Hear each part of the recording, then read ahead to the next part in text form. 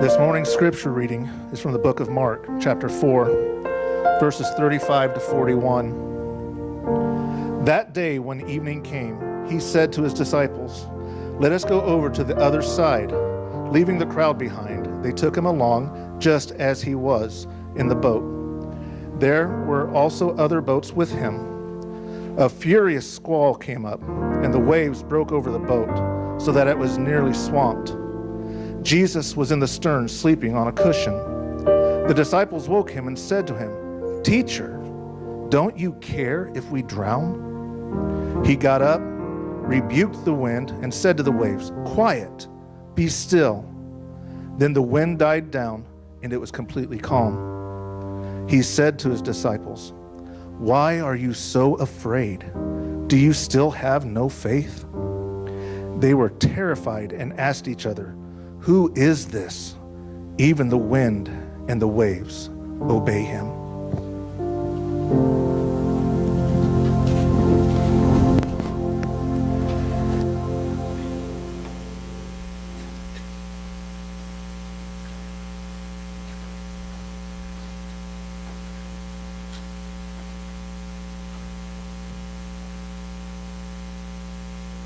Weeks we've been talking about the American epidemic of busyness and how we just ramp it up all the time. We just keep going faster and faster and faster.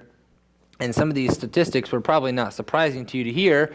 Things like most people say they're too busy, and most Christians would say that their busyness actually interferes with their relationship with God, and they tend to push out things that they really value as priority, like their family even, and time with kids or time with spouse, because of this busyness.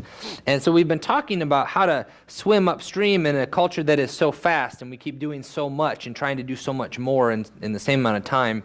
So we talked about things like repenting of our busyness, which is an interesting concept, but just to say, God, I'm too busy. I'm a little out of control here. I don't even know how it happened, but I just need you to help me turn it around. And then refocusing on God, not knowing how to maybe manage everything and get it all together, but simply starting by putting the first thing first and saying, I'm just going to focus on God and let the details start to work themselves out, because I may not be able to just put it all together like a puzzle.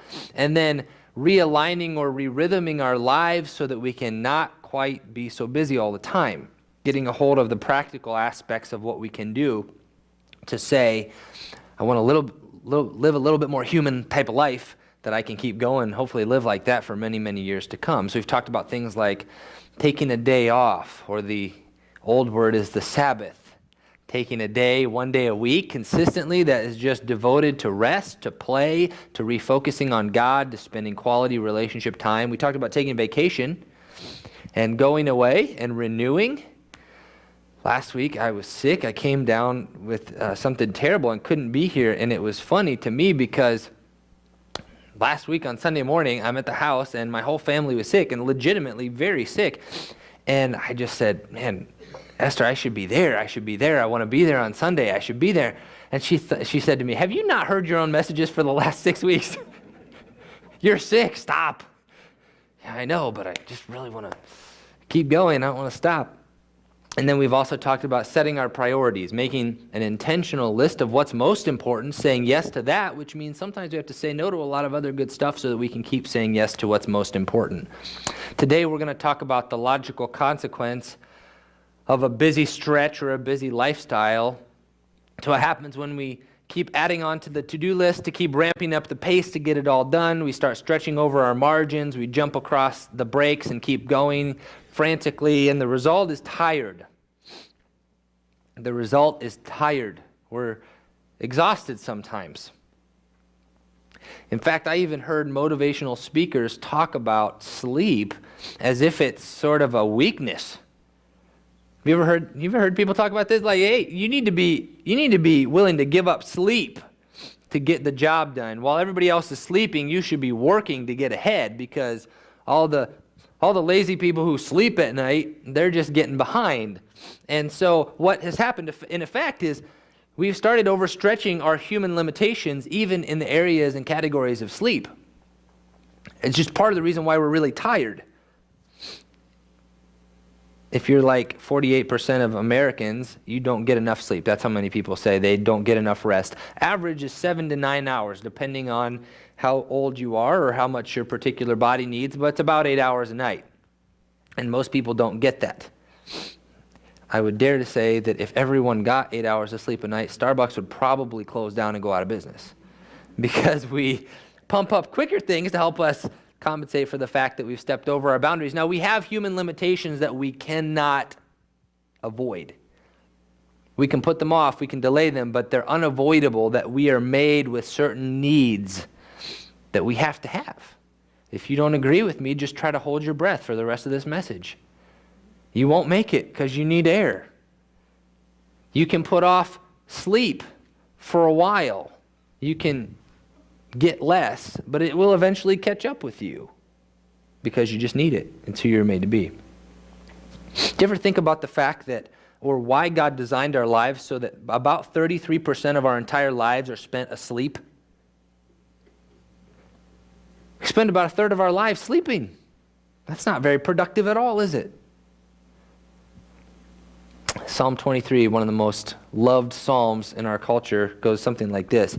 The Lord is my shepherd, I shall not want, or I have everything I need. He makes me lie down in green pastures.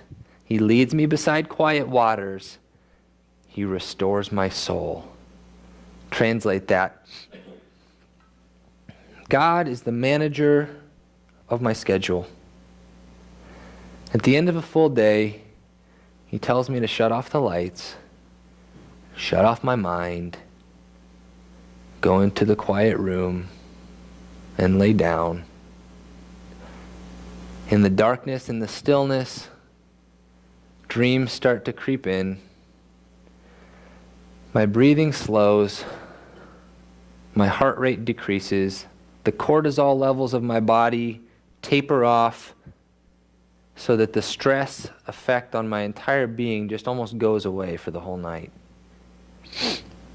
Blood is pumped in excess to the major muscle groups in my body so that they can recuperate the cellular damage caused from the day. Growth hormones are released in the place of cortisol so that while I'm sleeping, I'm actually growing. My brain starts to rest its tired neural pathways that have been firing all day so that when I wake up tomorrow, they're fresh and ready to go. The army of my immune system gathers itself and regroups so it can start strong tomorrow to fight off diseases. And while I am lying down, nothing is happening. I am asleep. I am vulnerable. I am at peace. I particularly don't have a problem with getting enough sleep most of the time, or getting to sleep. I know some people really have a struggle of just quieting down the mind and getting to bed. Most of the time this is not a problem for me, and sometimes it's worked out well. I'm actually, in my house, I'm known for just being out like a light. I'm just out really quickly. As soon as my head hits the pillow, I am almost out. I've been known to fall asleep mid-sentence. My wife and I will be talking, we'll just lay down and go to bed. I'll fall asleep mid-sentence sometimes. And you might think I fall asleep her mid-sentence, which sometimes happens. I fall asleep during my mid-sentence. And so she's learned when there's a long pause in the middle of my thought, I'm not thinking about it, I'm snoring. And, you know, this tendency to go to sleep fast and sleep hard, I hardly ever wake up, that has come in handy at various times in life, including when we had small children. As you can imagine, when the kids are awake and, you know, needing care throughout the night, they're screaming, I don't hear a thing. I'm asleep, I'm fast asleep, I do not hear it, I don't wake up. And so early on, we tried this idea of taking rotational night shifts, you know, whose turn is it to get up and get the kids? Well, the reality is I just didn't wake up. It could be my turn or not. I don't hear it. Genuinely. Truthfully, I don't hear it. Not fake. I genuinely don't hear it. And so when it was my turn, I mean, Esther would wake me up, but it would take her so long and so much effort to wake me up. She just finally came to the conclusion, I might as well do this myself because I could have the kid back to sleep by the time he got up. There was one particular night that sealed the deal when I was really groggy. The baby started crying. She woke me up, shook me up. I jump out of bed half in a daze, not realizing the door was halfway open. And I charge through the doorway crack myself in the head, just about knock myself out, and prove once and for all that I'm probably not the best person for the night shift. But there are even times for the best of sleepers where it's hard to get to sleep. Did you ever have something that just carries with you into the night and you can't hardly shut it down? Some worry about a problem that you know you're going to face tomorrow and you just can't seem to get out of your mind. Did you ever have work that you didn't quite finish today, but the day's done and the work's not done, and so you're still working on it when you're in bed? Or even worse, something you think you should have done today, but you can't remember what it was. And so your brain is kind of poking at you all night, trying to kick up that memory. What was it that I was supposed to do? Is that important, or can I just forget about it? Sometimes it's hard to shut down because we know when we go to sleep, the problem is just going to grow. That's the way it was for me when we were talking through the daycare situation. It was such a heavy burden with so many ramifications and such a weight that it's just sometimes hard to shut it off. And I know I wasn't the only person that lost sleep over that really tough time. And, it doesn't make sense because we're so busy and we end the day really tired, but we can't sleep. And it's not just because we're tired, because you'd think if you're tired, you can sleep easy. It's more than just being tired. It's more about worry. When we look at this story that we heard this morning, it's interesting because Jesus is actually asleep. And it's even more interesting because of where and when he's sleeping. I want to give you a little background to this story in Mark. Okay, so Jesus had just had a very full day. He was working hard all day. That's important. In fact, he was on a string of really, really hard work days, and we get images of him. He's constantly teaching. He's constantly with people. Lots of crowds are always with him. Mark does a great job of showing us the frantic pace of these activities and Jesus' constant motion. He's healing, he's casting out demons, he's speaking, he's teaching, he's with people, he's discipling. And there's even a phrase in there that says, they were so busy they didn't even have time to eat. Does that ever sound like your day? You get to the end and you think, what did I even eat today? I was so busy, I didn't even have time to have lunch. Some of you are thinking, no, what do you mean? I would never do. But some of you know you have days like that. You know what that's like. I was so busy, I was so full of activity. Well, that was the kind of situation they found themselves in. In fact, Jesus was busy and tired. At this point in the story, he was busy and tired. So if you've been feeling bad about this series, thinking, man, I'm too busy and tired, I shouldn't be doing this, Jesus was busy and tired in this circumstance. It's been funny to watch over the last few weeks as we try to scramble to find a word to say instead of busy when we ask each other how we're doing after the service. How you doing? I can't say busy. It's like a swear word now. I don't know what to say. I'm doing okay. My life is full. I don't know what to say anymore. Well, it's okay. Jesus was busy and tired. And so at the end of the day, he tells his disciples, push off from the shore. Let's go in the boat. At least there we'll have a little bit of sanctuary where I can rest. And so they take off across the sea. And, they're fishermen. They're familiar with this. This is their home territory on the sea. And so they're sailing. And Jesus crawls in the back of the boat on the stern and on the cushion, lays his head and falls asleep. He's really tired. Now, I think we have images in our head of Jesus doing a lot of things. I can see pictures in my head of him multiplying loaves, passing it out. I can see images in my head of him dying on a cross. I can see images of him resurrected, walking through walls. But here's the image from the story this morning that I want you to see of Jesus.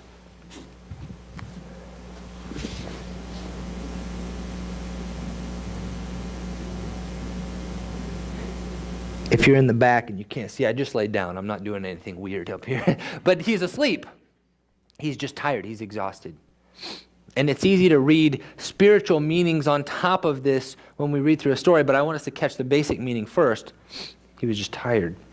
And so he's sleeping in the back. He's sleeping hard. And when the storm comes in, as they often did, wind fronts would come across the mountains, drop down into the sea, and kick up these squalls or these really fast-moving storms that could be pretty violent. Now, the disciples were familiar with these kinds of storms. They had surely hit them before, but this one was so bad that they didn't think they were going to survive it. They really did not think they would be able to weather it. And so I'm sure they are pulling down the sails. They are hanging on for dear life. The waves are crashing over top the boat. Water is coming into the boat. If you've ever been in a boat, for whatever reason, water is coming in. It's not a good thing. You don't want water coming into your boat. So they're probably trying to get it out as quick as they can. Somebody glances back, and there's Jesus, sleeping. And so they go try to shake and wake him up. It's interesting what Mark says about their conversation. He gives a little bit different insight than the other synoptic gospels. Mark says, Jesus, don't you care that we might die tonight? Not, Lord, save us. Not, hey, we're going to drown. Jesus, don't you care? I don't even know if you could do anything about it, but at least have the human dignity, decency, consideration to wake up and care that our lives have just about fallen into disaster. Do you ever find yourself in a storm like that? Have you ever been in a circumstance where you thought, this is where God led me, we're on the right track, and all of a sudden things just start falling apart around you?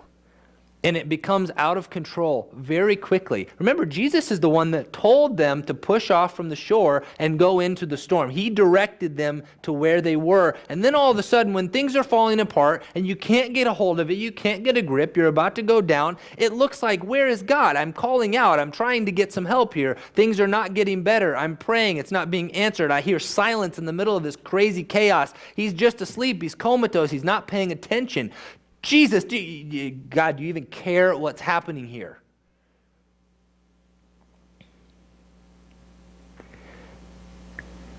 I think of the story of Jim Elliot. Maybe some of you have heard of it. He and his wife were young missionaries, and they followed God's call to a remote tribe, and they were missionaries to this remote tribe. Well, just as they started making initial contact with this tribe, and they were kind of hopeful because people were starting to receive them in this remote jungle location, he and 4 others landed and began to make contact with the tribesmen when 10 warriors came out of the tribe and speared them to death. If you're his wife, you're saying, God, what happened here? We followed you. You brought us to this point, and then the storm hits, and where are you? Nowhere to be found. I want to show you a chart that gives a little bit of the breakdown of this storm sequence, and I want you to look at it with me. The first thing that happens when the storm is raging around them, outside it's stormy for Jesus, outside it's stormy for the disciples, but inside it's calm with Jesus. But inside the disciples, it's stormy.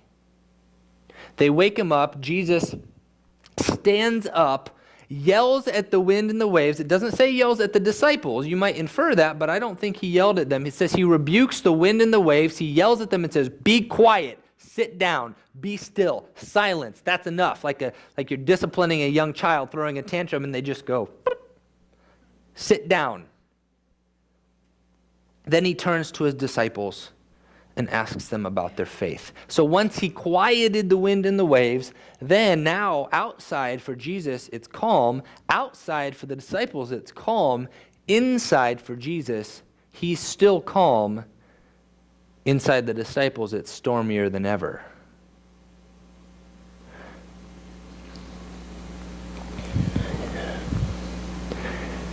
There are times when Jesus is more interested in calming the storm inside of you than the storm around you.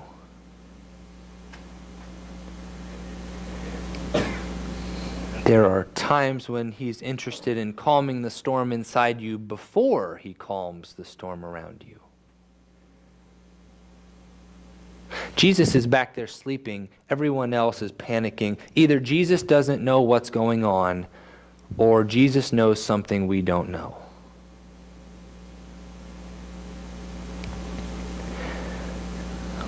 Look at this text for a moment with me, and I want to ask you, where does it say the disciples are scared to death? You can imagine when they're scared during the storm, but when does it actually say they're scared to death?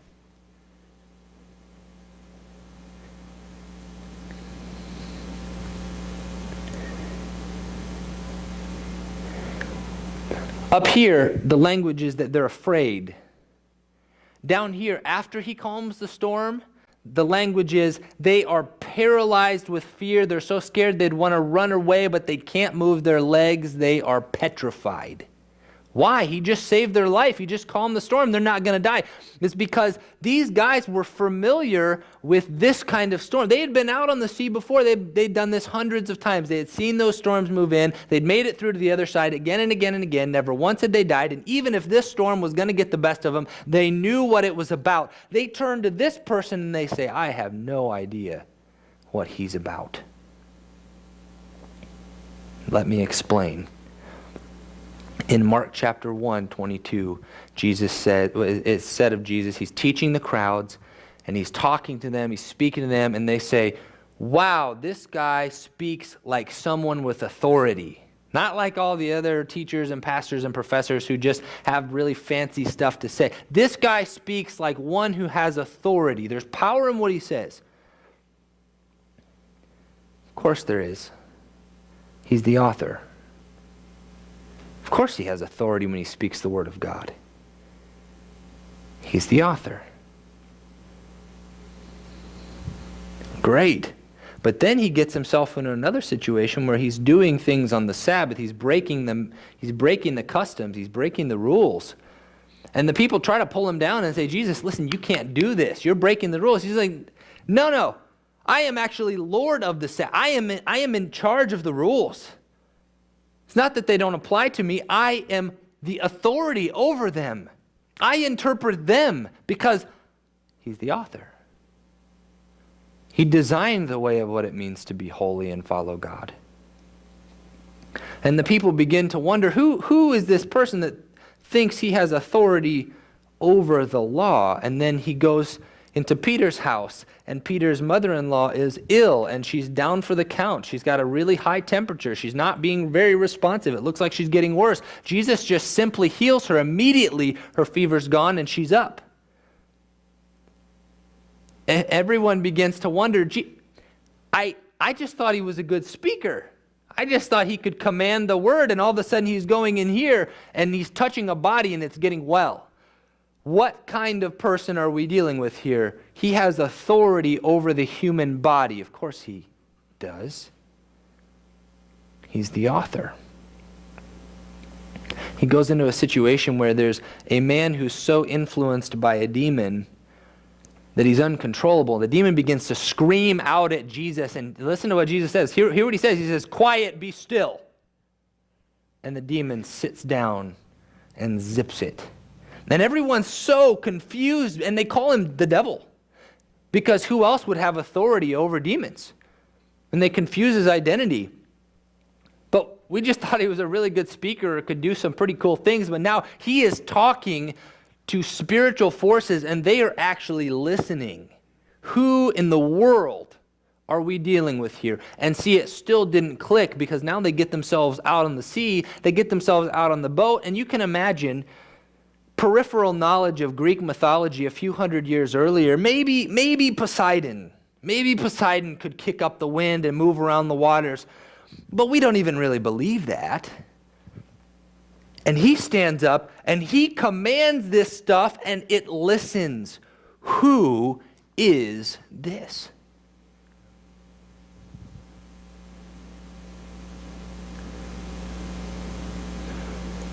What I'm asking you is, what area of your life has it not clicked yet?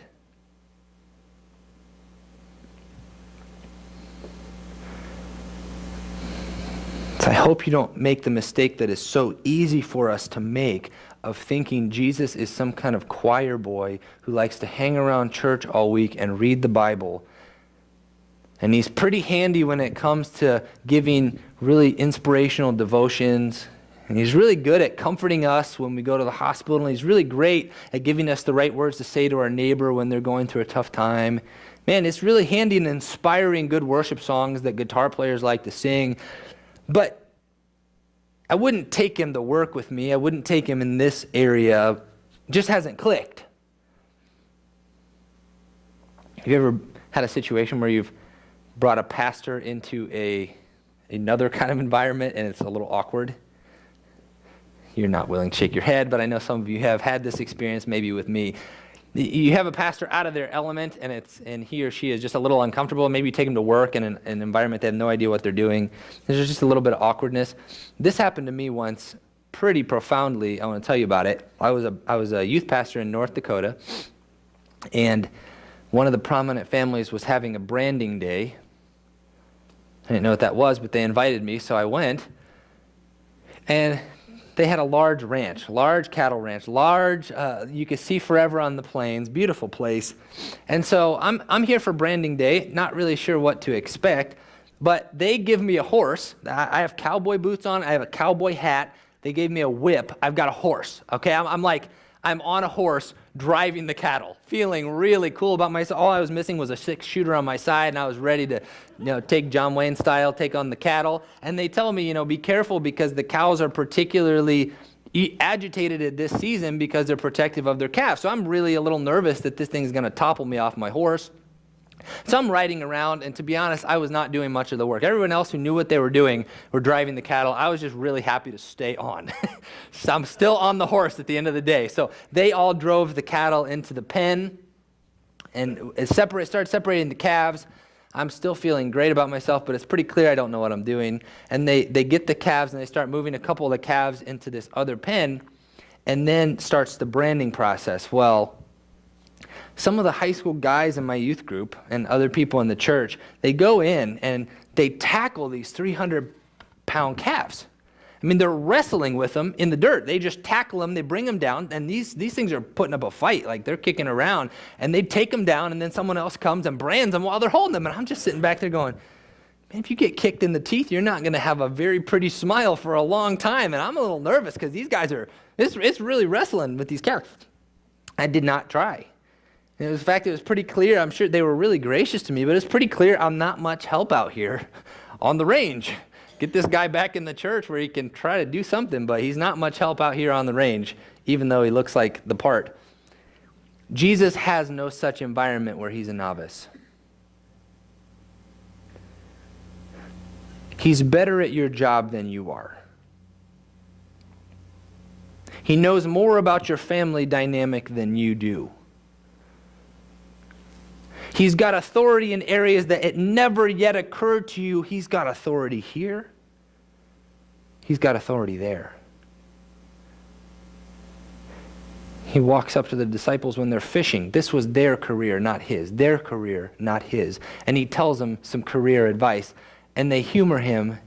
They humor him because he's way out of his element. But they do it anyway out of respect, and he's right. They can't bring in all the fish. This would be like walking up to Wall Street and giving stock exchange tips and making millionaires overnight. This isn't his area, or is it? How does he know this stuff? How does he have charge of this area? And how did we not know this? What area of your life has it not yet clicked that he has authority over?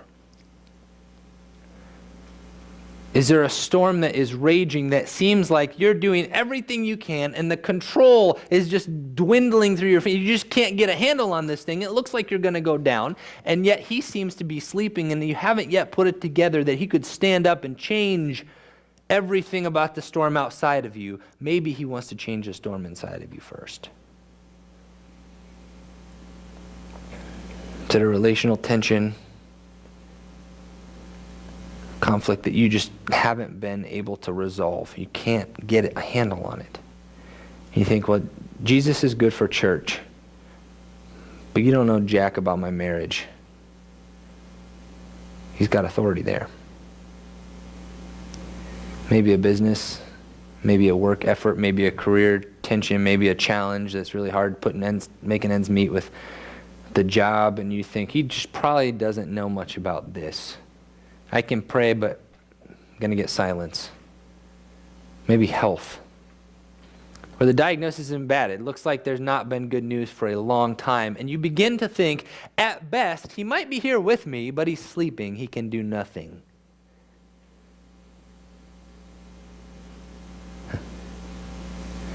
So what about the people who really went down on the ship, the Christians who were praying right into the water in history, who died? What about the person who lost the battle to cancer? What about the baby who was stillborn? Is he still in charge there? Yes.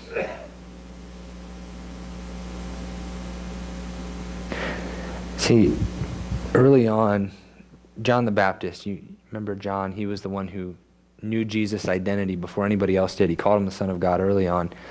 John finds himself in prison, and he sends some go-betweens to Jesus, and he says, Jesus, are you sure you're the Messiah? Are you sure you're the Son of God? Are you sure? Because I was pretty sure the Messiah was going to have charge of the government, and I'm in jail.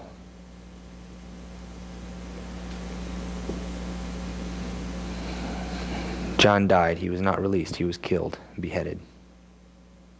We get a picture. Fast forward after the resurrection, we get a different picture where Jesus' disciples, where his followers, are in prison. But they're not sending out messengers of question. We get a picture of them singing, praying, talking to the jailers about the power of God, being confident in their hope in the middle of jail, because it had connected for them that Jesus has authority here. We get a picture of the disciples on the boat where they are absolutely beside themselves at the storm and the power of the storm, and Jesus is asleep. Fast forward later, we get a picture of Paul on a boat in a terrible storm where everyone else around him is absolutely beside themselves with fear, and yet Paul is calm inside. He's absolutely calm because God has already assured him that they will be okay. He knows the one inside the boat with him has the absolute authority to speak to the storm, and it will listen.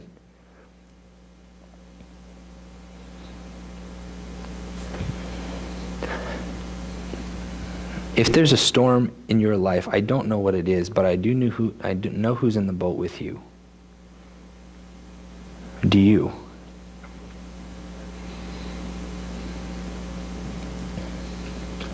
As we close in song, and Thomas is going to come up and play, I'd just like to invite you to stand with me.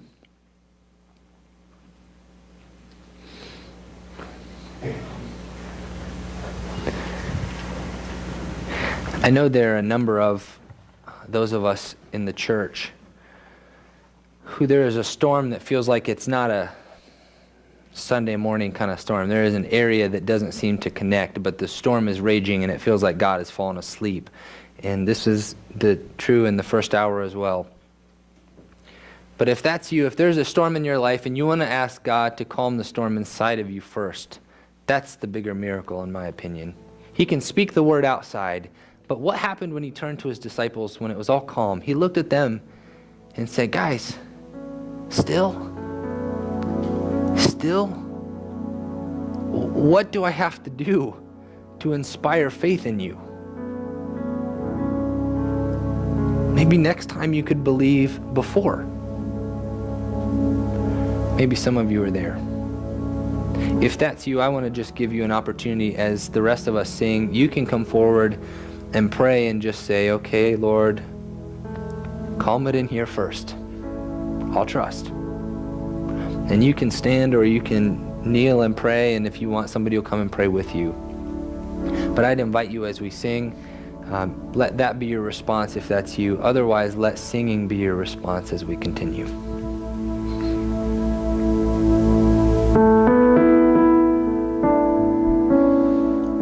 When peace like a river attendeth my way, when sorrows like sea billows roll, whatever my lot,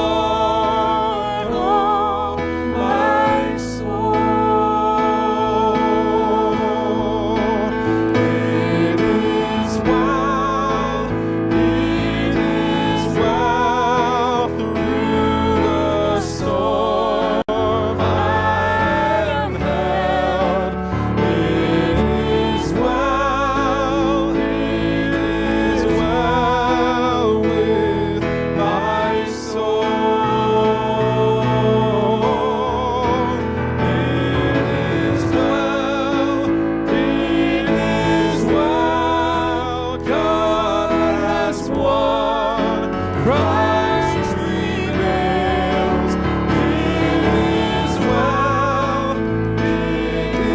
well with my soul.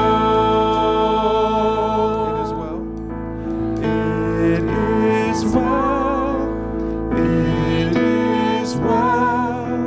God has won. Christ prevailed.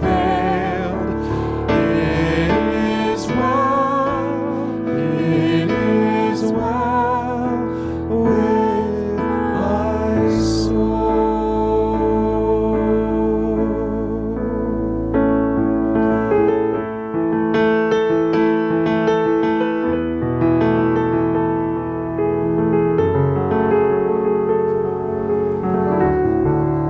Do you know who wrote that original hymn? It was a businessman. Do you know when he wrote it? Just after he got word that his entire family died on a sinking ship. When peace like a river, or when storms and sea billows roll, whatever happens, God has taught me to say it's well with my soul. May that peace which you and I cannot explain, and the love of God and the fellowship of the Holy Spirit be with you as you go. You are sent.